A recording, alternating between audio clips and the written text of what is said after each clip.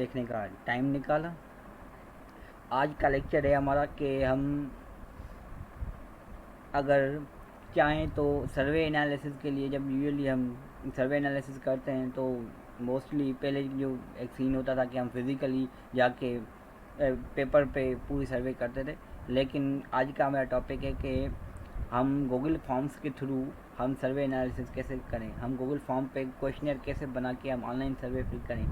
Because क्या होता है कि हम जब उससे फिज़िकली हम करते हैं तो हमें एवेल्यूएशन में बहुत ज़्यादा डिफ़िकल्टीज होती हैं। हम उसकी सही से एवेल्यूएशन नहीं कर सकते, डिस्क्रिप्टिव नहीं देख सकते ज़्यादातर, क्योंकि उसमें बहुत ज़्यादा टाइम लगता है, हमें कलेक्ट करना पड़ता है। जब ज़्यादा सैंपल होता है तो फिर और ज़्यादा डिफ़िकल्टीज फेस करनी पड़ जाती हैं हमें। तो आज का हमारा लेक्चर है कि हम वो जो हमारे पास क्वेश्चनर है वो हम ऑनलाइन के थ्रू कैसे बनाएं एंड फिर वो हमें कैसे हेल्प आउट करेगा। सो सबसे पहले जैसे ही आप बनाएंगे गूगल फॉर्म्स पे कोई भी क्वेश्चनियर, तो उसके लिए आपके पास सबसे पहले आप ये करें कि एक ऑलरेडी वर्ड पे या आपके पास पीडीएफ में पड़ा हो क्वेश्चनियर। जैसे ये हमारे पास एक क्वेश्चनियर है, वर्क एम्पावरमेंट क्वेश्चनियर, ठीक है। जो हमारे टॉपिक है वर्क एम्पावरमेंट है, वो वर्क नहीं, I am sorry, women empowerment. तो हमारा टॉपिक है वोमेन एम्पावरमेंट। तो ये पर्टिकुलरली क्वेश्चंस हैं जो डिफरेंट हमें एक क्वेश्चनियर में बनाने हैं। सो हम इसको कैसे एवेल्यूएट करें, अगर आप इसको देखें तो ये क्या है कि जो इसके बेसिक क्वेश्चन हैं, जो मेन मतलब क्वेश्चनियर के हैं, वो लिकर्ट स्केल के हैं। और you know better the Likert scale क्या होता है। अगर कोई न्यू है, लिकर्ट स्केल नहीं जानता, तो हमारे पास दो किस्म की लिकर्ट स्केल होती है। यूजुअली हमारे पास 5 ऑप्शंस लिकर्ट स्केल होती है एंड 7 ऑप्शन लिकर्ट स्केल होती है। लेकिन यूजुअली जो मोस्ट कॉमन जो मेथड होता है वो लिकर्ट स्केल का, वो हम 5 वाला ऑप्शंस वाला ही यूज़ करते रहते हैं, जो हम करेंगे आगे चल के। तो सबसे पहले आप जल्दी से जाएं एंड अपना पहले वर्ड पे एक जल्दी से क्वेश्चनर बना लें एंड फिर आप गूगल जो भी आपके पास ब्राउज़र है, आप वहाँ से गूगल ओपन करें and just put it on Google forms. यहाँ पे लिखें गूगल फॉर्म्स एंड जो पहली वाली साइड है, जैसे लाइक दिस, हमारे पास Google forms free online survey for personal use. So ये इसको आप क्लिक करेंगे and go to Google forms. आप जैसे जाएंगे, अभी मैं डायरेक्टली जा रहा हूँ, क्यों जा रहा हूँ, क्योंकि वो इतनी इजी बन रहा है। लेकिन मोस्टली कभी कभी ऐसा होता है कि आपके पास अपना अकाउंट गूगल का नहीं होता, तो फिर आपको पहले गूगल अकाउंट बनाना पड़ेगा एंड फिर आप इसको एक्सेस कर सकते हैं, ठीक है। तो आप साइन इन कर लें। अगर आपका ऑलरेडी गूगल अकाउंट है तो आप साइन इन करके आप इसमें इंटर हो सकते हैं। मैं ऑलरेडी साइन इन हूँ तो मैं ऑटोमेटिक यहाँ पे आ गया हूँ। तो ब्लैंक जो यहाँ पे प्लस लगा हुआ है साइन, इसको क्लिक करेंगे हम क्योंकि हम न्यू क्रिएट कर रहे हैं, हम कोई सैंपल उठा नहीं रहे, हम अपना एक न्यू चीज़ बनाना चाह रहे हैं। सो सबसे पहले हम अपना टाइटल देंगे, जो हमारा क्वेश्चनर का टाइटल है। राइट नाउ वुमेन एम्पावरमेंट है, तो हम वुमेन एम्पावरमेंट में क्या फाइंड करना चाह रहे हैं। सो हम इसको स्पेसिफाई कर देते हैं यहाँ पे कि impact of women empowerment on youth of Pakistan. So this is our topic.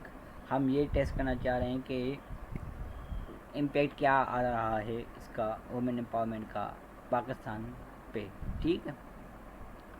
तो आप डिस्क्रिप्शन में एक अच्छा डिस्क्रिप्शन अच्छा सा लिख सकते हैं कि अस्सलाम अलैकुम एवरीवन। इसमें यूजुअली हम ये लिखते हैं कि हम ये जो कर रहे हैं रिसर्च या सर्वे जो भी है आपका, मोस्टली ये जो क्वेश्चनर्स फिल कर होते हैं वो इस तरीके से बनते हैं कि जब भी कोई रिसर्च चल रही होती है प्राइमरी डेटा की, तो हम डिफरेंट क्वेश्चनर्स को हमें सर्वे करवाना पड़ता है। तो मोस्टली अभी जो usually online platform is a good platform to analysis for survey, ठीक है। तो हम सर्वेज के लिए बहुत ज़्यादा वो प्लेटफॉर्म ये यूज़ करते रहते हैं and this is the most appropriate platform to create the Google forms, ठीक है। गूगल फॉर्म्स पे आप एक क्वेश्चनर बना लें एंड उसकी लिंक आप अपने फ्रेंड्स, फैमिली एंड क्लोज जो भी हैं आप किसी के साथ शेयर कर सकते हैं। तो फिर वो फिल करेंगे एंड आप you will got the responses.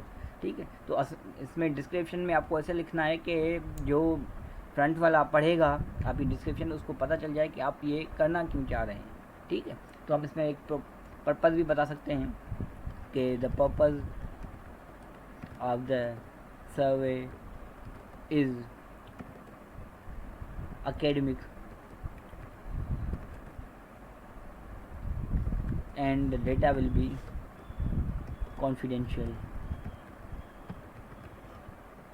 ये भी लिख सकते हैं, या फिर आप ये भी लिख सकते हैं द पर्पज़ हम क्या फाइंड करना चाह रहे हैं, हम वुमेन एम्पावरमेंट का इम्पैक्ट यूथ पे कैसे आ रहा है, क्या अगर वुमेन एम्पावरमेंट है तो पाकिस्तान के यंग जनरेशन पे क्या इम्पैक्ट आ रहा है, ये भी आप लिख सकते हैं इसमें। तो यूजुअली लोगों को ये डर लगता है कि ये जो अगर मैं फॉर एग्जांपल फिल कर रहा हूँ तो क्या ऐसा ना हो जाए कि वो मतलब कि कोई गलत एंगल में ये डेटा चली जाए। ठीक है ना, तो उस हिसाब से आपको एक अच्छा सा डिस्क्रिप्शन लिखना पड़ता है यहाँ पे, ताकि लोग जो हैं वो पढ़ें एंड फिर आपका ये क्वेश्चनर फिल आउट करें। ठीक है, तो ये एक अच्छा सा आप एक डिस्क्रिप्शन यहाँ पे रख सकते हैं। एंड आपको ये भी मतलब अल्टीमेटली एक दो लाइन आप वहाँ पे भी ये भी लिख सकते हैं कि थैंक यू वेरी मच, आपने कीमती वक्त दिया हमारे क्वेश्चनर को, या प्लीज़ दें। तो ये कुछ लिख सकते हैं 4-5 लाइन का एक डिस्क्रिप्शन। ठीक है, तो यहाँ पे हमने डिस्क्रिप्शन फॉर एग्जाम्पल ख़त्म करके हमने लिख दिया थैंक यू, ये फॉर एग्जाम्पल ख़त्म हो गई हमारी डिस्क्रिप्शन। एंड नाउ हम ये कह रहे हैं कि अब क्वेश्चंस बना रहे हैं हम। ठीक है, तो सबसे पहले अगर देखा जाए तो मोस्टली आपने क्वेश्चनर अगर देखे हों ऑलरेडी तो ईमेल्स होती हैं उसमें। ठीक है, तो ईमेल्स की मैं बात करूं तो ईमेल्स हमें इस तरीके से नहीं आती जो यूजुअली हम यहाँ पे क्वेश्चनर फिल करते हैं। जब भी अगर हमें ईमेल्स कलेक्ट करनी होती हैं तो हम क्या करते हैं, सेटिंग्स में जाते हैं। आप देख सकते हैं आई के साथ ये सेटिंग्स का ऑप्शन है, कलेक्ट ईमेल्स, इसको हम चेक इन कर देंगे एंड रिस्पॉन्स एंड ऑलवेज कर देंगे। ये क्यों कर रहा हूँ मैं, थोड़ा इसका मकसद देखिए। कलेक्ट ईमेल्स का मतलब ये है कि अगर कोई भी ईमेल आपको मतलब किस सीधी सी बात है, गूगल फॉर्म गूगल का है तो ऑलरेडी गूगल का अकाउंट जिसको होगा वही गूगल फॉर्म पे ये सर्वे फिल आउट कर सकेगा। एंड मोस्ट प्रोबेबली ये कॉमन चीज़ है, हर कोई अभी गूगल अकाउंट से वेल बीइंग है, हर चीज़ का पता है उसको। तो वो जब भी फिल करेगा उसकी ईमेल वो कलेक्टली आ जाएगी आपको हमारे पास।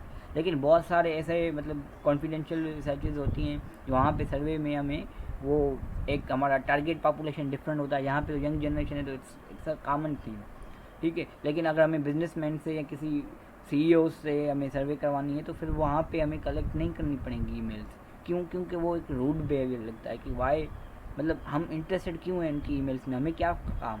हम तब ये कलेक्ट करते हैं ताकि हम ये देख सकते हैं। फॉर एग्जांपल ये मोस्टली कम यूज़ होता है क्योंकि वो अगर हम इसको ऑलवेज रिस्पॉन्सेज को रिसिप्ट्स में से में चेक इन करके ऑलवेज कर दूंगा तो वो क्या करेगा कि लाजमी उसमें ईमेल हमने पुट करनी पड़ेगी एंड फिर वो फर्दर कैरी करेगा। अगर कोई भी इसमें ईमेल नहीं क्वेश्चन में फिल करेगा तो फिर नीचे वाला फिल या फिर सबमिट नहीं होगा।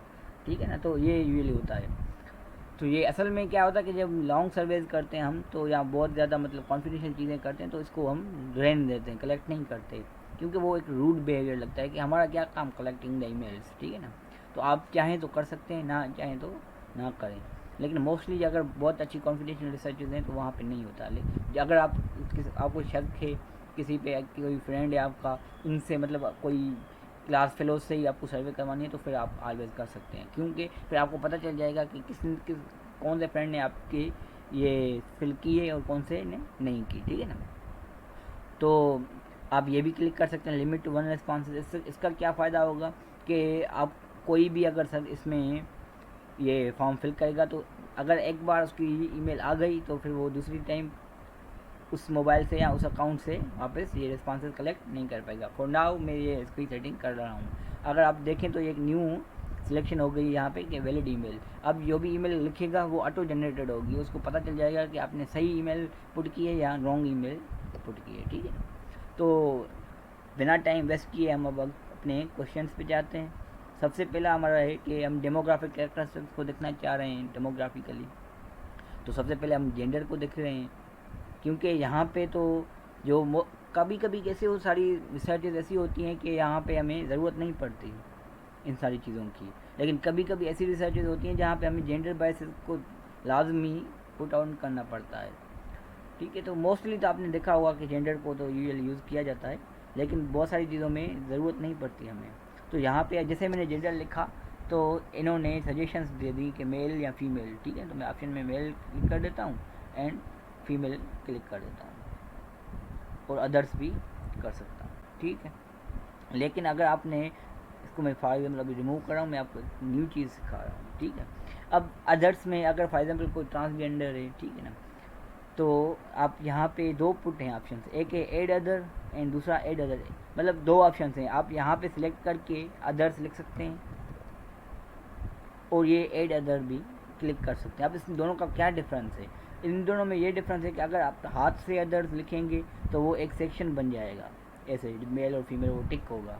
अगर आप इसको एड को अदर को क्लिक करेंगे तो फिर वो अदर के साथ साथ एक पूरा ब्लैंक बन जाएगा जो वो खुद फिल करेगा।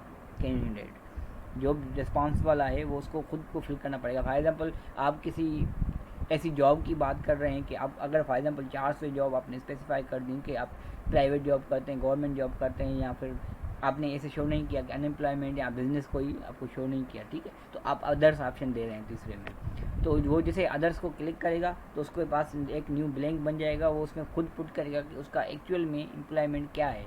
ठीक है, तो वो हाथ से लिखेगा। लेकिन यहाँ पे अगर मैं हाथ से अदर्स लिखूँगा ऑप्शन ऐड करके, तो फिर वो क्या होगा कि अदर्स में कुछ भी आ सकता है, उसको कुछ लिखना नहीं पड़ेगा। तो मैं आपको स्पेसिफाई करता हूँ कि आप यूजुअली अदर्स हाथ से ही लिखें, क्योंकि ऑप्शन ऐड करें, क्योंकि लोगों के पास इतना टाइम नहीं होता कि वो आपके ऑप्शन को टिक करके फिर हाथ से वो अपने रिस्पॉन्सेज कलेक्ट करें। अगर बहुत कॉन्फिडेंशियल एनालिसिस है आपकी तो फिर आप यूज़ कर सकते हैं उसको भी। ठीक है, तो यहाँ पे अगर आपने देखा होगा जेंडर, मैंने जेंडर जिसे सिलेक्ट किया और उसके अलावा ये सजेशंस आ गई, अदर्स कर लिया। अब ये साइड में एक ऑप्शन भी हैं, तो यहाँ पे तो मैंने मल्टीपल चॉइस किया हुआ है ऑलरेडी। ठीक है, तो ये क्वेश्चन भी मल्टीपल ऑप्शंस का ही है, तो इसलिए हमने मल्टीपल ऑप्शंस यूजुअली यूज़ करते हैं यहाँ पे। और उसके अलावा अगर मैं दूसरी बात करूँ तो शॉर्ट आंसर, अगर आपका ऐसी कोई डिस्क्रिप्शन का क्वेश्चन है, जैसे हमने, क्योंकि ये गूगल फॉर्म जो है कि वो क्विज़ में भी बहुत ज़्यादा मतलब इम्प्लीमेंट होता रहता है, और पैराग्राफ्स में भी, तो वो टॉपिक सजेस्ट कर लेते हैं एंड फिर वो यहाँ पे पैराग्राफ को क्लिक कर देते हैं, तो फिर वहाँ पे नीचे वो आप पैराग्राफ देख के अपना नेम्स वगैरह देख के आप वो वहाँ पे सबमिट करवा सकते हैं, एंड वो टीचर जो गॉड करेगा कि ये इस बंदे ने ये अपना पैराग्राफ शेयर किया है अपने। ठीक, तो ये सारी चीज़ें ड्रॉप डाउन वगैरह सब ये इसी तरीके से इसमें एड ऑन होता है। फाइल आप कंप्यूटर की भी फाइल यहाँ पे एड ऑन कर सकते हैं, जैसे यूजुअली असाइनमेंट्स में, प्रोजेक्ट्स में बहुत ज़्यादा ये हेल्प आउट करता है टीचर्स को, तो वो वहाँ से डायरेक्टली फाइल लेके आते हैं एंड फिर उसका रिस्पॉन्स यहाँ पे कलेक्ट करवाते हैं इंडिविजुअली। और डेट और टाइम भी कभी कभी हम स्पेसिफाई करते हैं, जो यूजुअली असाइनमेंट्स एंड क्विज़ेज में काम आता है। यहाँ पे कुछ हम जो प्रेफरेबली हम बात जो कर रहे हैं अभी जस्ट सर्वे की बात कर रहे हैं, तो क्वेश्चनर की बात कर रहे हैं। अगर आप, तो ठीक है, तो ये था हमने पहला क्वेश्चन। अब 3 डॉट्स में आ जाएंगे हम नीचे, एंड हमने अगर ये डिफरेंट हमारे पास सिलेक्शंस आ गई हैं इसकी।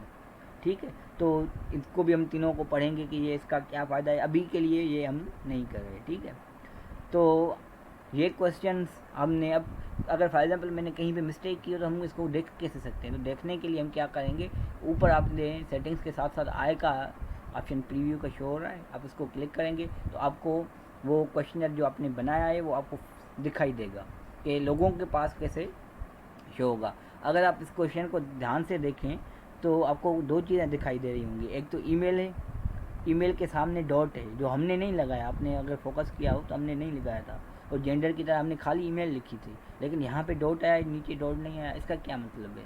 इसका मतलब ये है कि ये जो डॉट है वो हमारे पास वो लाजमी है, मतलब कोई भी बंदा जब इसको फिल करेगा तो उसको लाजमी ईमेल फिल करनी पड़ेगी, लेकिन अगर जेंडर को फिल नहीं भी कर रहा तो फिर भी वो क्वेश्चनियर सबमिट कर सकता है।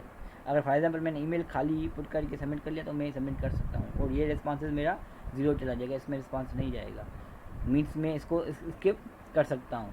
तो यूजुअली हम क्या करते हैं, सर्वेज में किसी भी क्वेश्चन को स्किप करने की इजाज़त हम नहीं देते। तो हमने क्या करना होता है कि हम नीचे जाएंगे, इसी क्वेश्चन में जेंडर के सामने जो रिक्वायर्ड ऑप्शन है उसको हम ऑन कर देंगे, तो उसके बाद वो क्या हो जाएगा, वो मैंडेटरी हो जाएगा। अगर इसको फिल कोई नहीं करेगा तो फिर लाजमी इसको फिल करने के बगैर वो कोई सबमिट रिस्पॉन्स नहीं कर पाएगा, ठीक है। और ये यूजुअली वुमेन एम्पावरमेंट के लिए तो बहुत ज़्यादा इम्प्लीकेबल है। क्यों?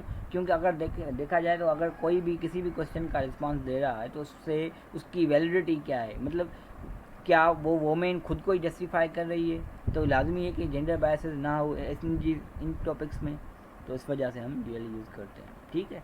तो यहाँ पे हमने 3 ऑप्शन दे दिए, अगर हमें 5 ऑप्शन हैं तो हम ये भी यूज़ कर सकते हैं। तो हम एक एक करके ये सारे क्वेश्चन इसमें पुट ऑन करेंगे, ठीक है। Just like this.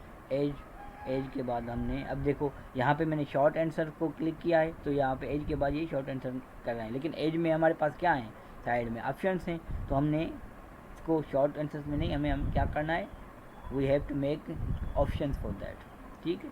एज के हमने डिफरेंट ऑप्शंस बना दिए। मैं अभी पूरा कर तो नहीं बता रहा आपको क्वेश्चन है, क्योंकि वो सेम पैटर्न पे चलेगा सारी चीज़ें, मैं जो इसमें स्पेसिफाइड चीज़ें हैं मैं उनको डिटेल में आपको बता रहा हूँ, ठीक है। ये एक क्वेश्चन हो गया 30।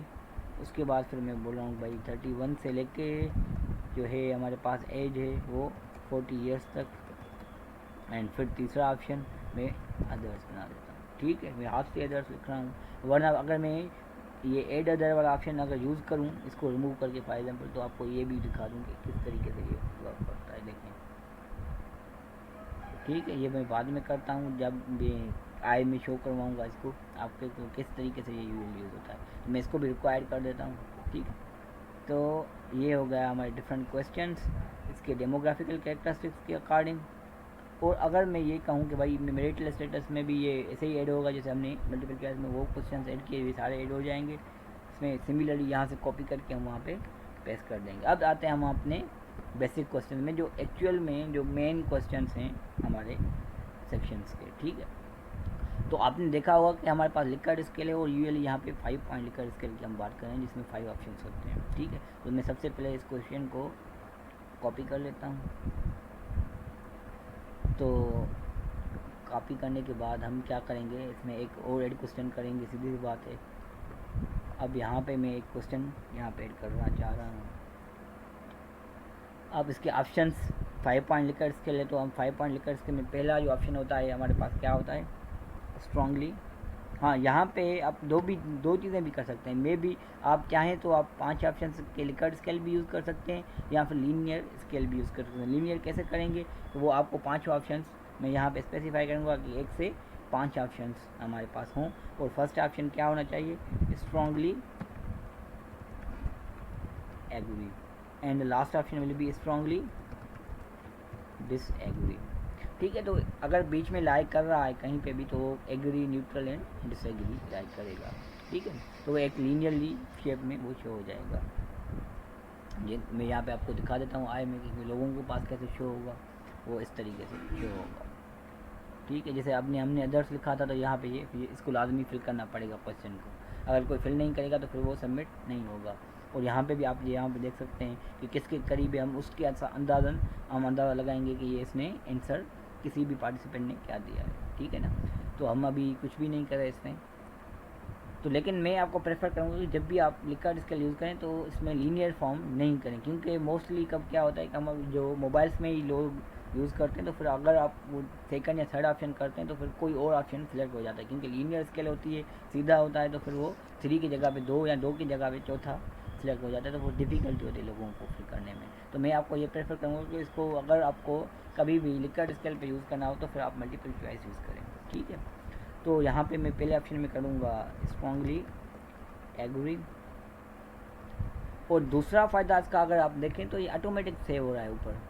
मैं जैसे यहाँ पे कुछ भी लिख रहा हूँ, जैसे यार इसने खुद भी सजेस्ट कर लिया अभी, तो ये ऑटोमेटिक यहाँ पे ये सेव हो रहा है, यू कैन सी दैट, ठीक है। एग्री भी हो गया। उसके बाद फिर हमारे पास तीसरा ऑप्शन है neutral and disagree and strongly disagree, ठीक है। तो ये 4 से 5 ऑप्शन हो गए 5 पॉइंट लिकर्ट स्केल के, ठीक है।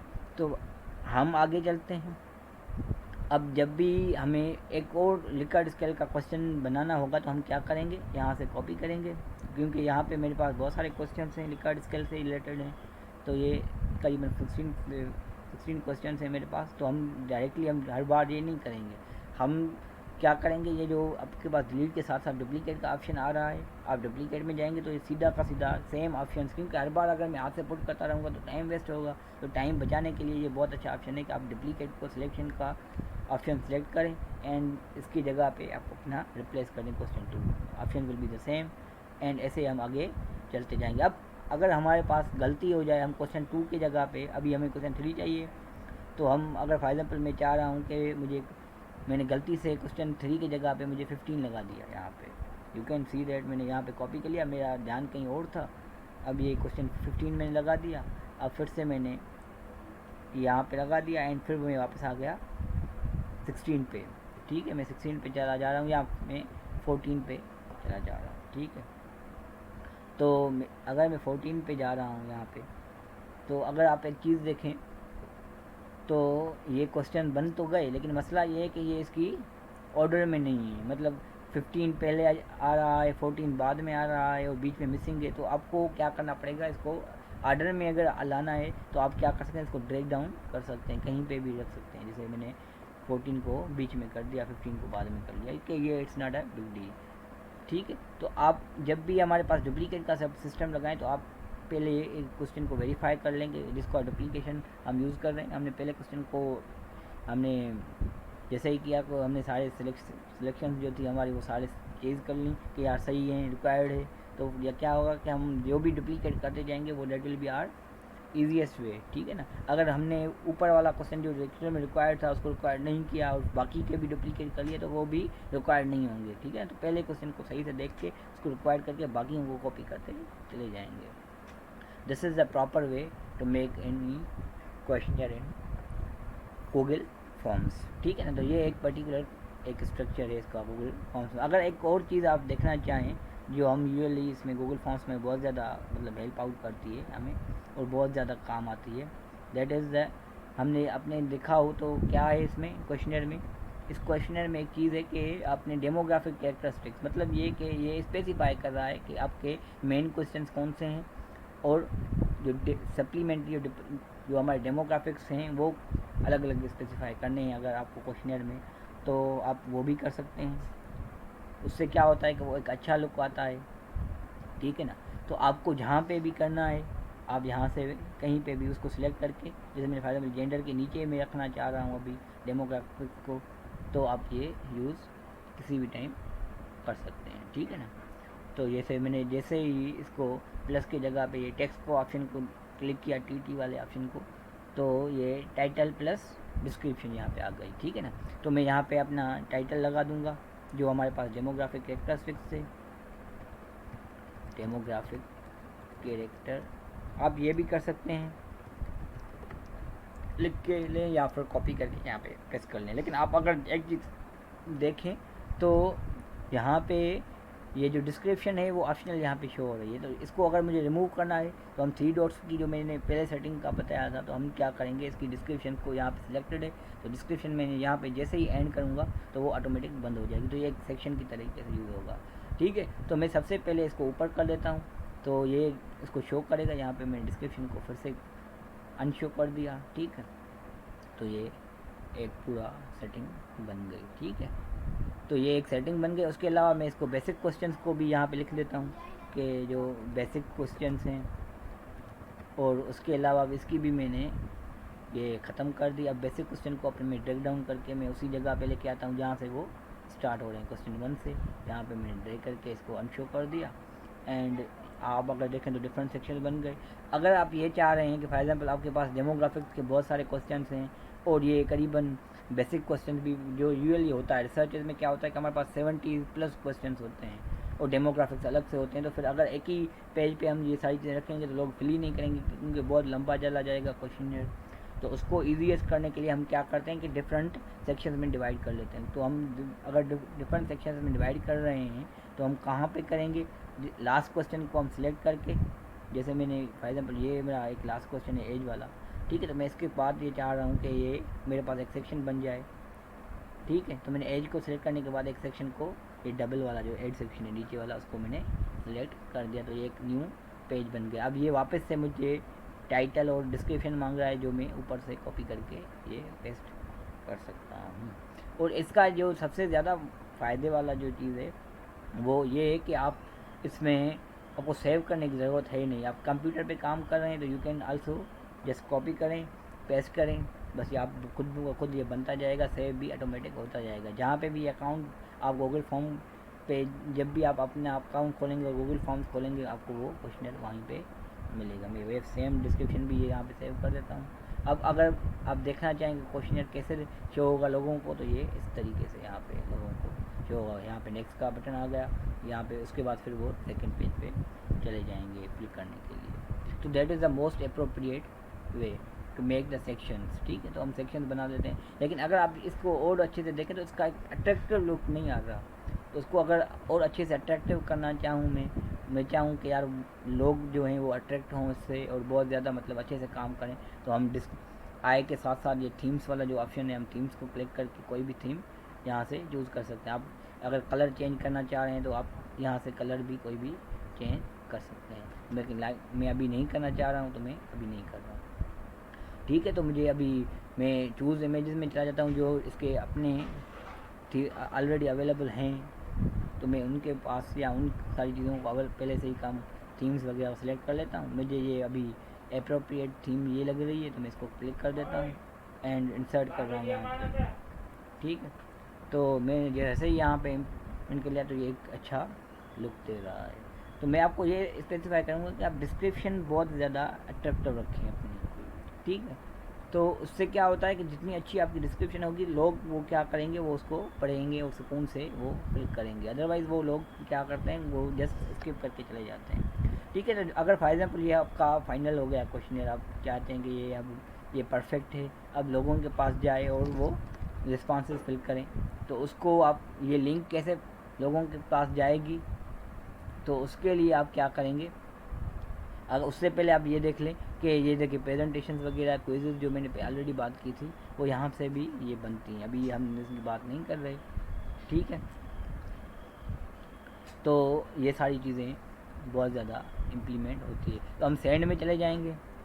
जैसे ही हम सेंड को क्लिक करेंगे, जब भी हमें किसी को भी ईमेल वगैरह के थ्रू शेयर करना है या किसी भी थ्रू शेयर करना है तो हम इसके थ्रू हम एड ऑन कर सकते हैं। ठीक है, तो ये सारी हमारे पास लिंक पड़ी हुई है। जैसे ये मेल है, यहाँ पे तो जैसे आप मेल करेंगे तो ऑटोमेटिक उसके पास आपकी ये लिंक चली जाएगी, ये भी कर सकते हैं। अदरवाइज़ अगर इस तरीके से आप मेल के थ्रू इन्वाइट नहीं करना चाह रहे हैं, आप बोल रहे हैं कि मुझे व्हाट्सएप के थ्रू लिंक्स शेयर करनी है, तो आप यहाँ से लिंक कॉपी कर सकते हैं या यहाँ से भी कर सकते हैं, यहाँ से भी कर सकते हैं। तो वो कॉपी करके आप किसी को भी शेयर कर सकते हैं। वो जब वो फिल करेगा आपका क्वेश्चनियर तो वो आपके पास रिस्पॉन्सेज कलेक्ट होना स्टार्ट हो जाएंगे। ठीक है, तो अभी मैं एक फिल करके देख लेता हूँ, क्योंकि ये मेरा अपना ही क्वेश्चनियर है तो मैं राइट नाउ फिल नहीं कर सकता।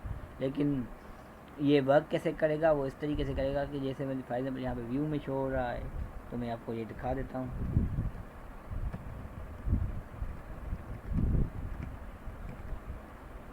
जैसे मैंने यहाँ पे लिखा, अगर मैं यहाँ पे कोई भी गलत ईमेल लिखूँगा तो वो यहाँ पे जस्टिफाइड नहीं होगी और ये फिल नहीं होगा। मैं कुछ भी आंसर्स लगा देता हूँ। ठीक है, मैं नेक्स्ट कर देता हूँ और ये क्वेश्चन हैं जैसे फॉर एग्जाम्पल न्यूट्रल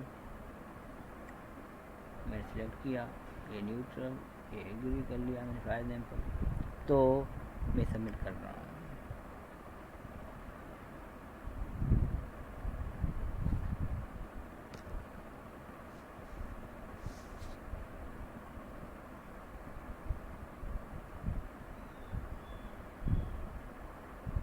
ठीक है, तो ये एक सबमिट हो गया और ऐसे आपको शो हो जाएगा कि आपका रिस्पांस सबमिट हो गया है। अब फॉर एग्जांपल अगर देखा जाए जैसे ही कोई सबमिट करेगा तो आपके पास ये आप जब भी अपना गूगल फॉर्म चेक करेंगे तो आपको पास रिस्पॉन्सेज का ऑप्शन यहाँ पे आ जाएगा। अब इसको कैसे देखना है, तो आपको एक चीज़ का ध्यान रखना है कि आपके पास एक्सेप्टिंग रिस्पॉन्सेज जो ऑप्शन है रिस्पॉन्सेज वाले सेक्शन में वो ऑन होना चाहिए। अगर आप ऑफ कर देंगे तो फिर कोई भी फिल करेगा तो उसका रिस्पॉन्स यहाँ पे कलेक्ट नहीं होगा। अगर आप देखें तो यहाँ पे इसने एक ईमेल कलेक्ट कर ली है जो मेरी ईमेल है। ठीक है, तो आप ये देख सकते हैं कि जेंडर में अभी इसका मेन मोटिव ये है कि ये फ़ायदा है कि फॉर एग्जाम्पल अभी मैंने एक ही है तो ये 100% शो हो रही है। ठीक है, तो ये सामने बता रहा है कि जो आपका रिस्पोंडेंट है वो मेल है 100%, मतलब एक ही रिस्पॉन्स है तो वो मेल ही था। ठीक है। तो उसकी एज क्या है, वो सारी चीज़ें आपको ऑप्शन के थ्रू ये सारी चीज़ें बता रहा है कि लोग किस तरीके से, ये पूरा पाई चार्ट के थ्रू ये बताता है कि ये सारी चीज़ें इतना परसेंटेज आपने, किसी ने एग्री किया है, किसी ने डिसएग्री किया है।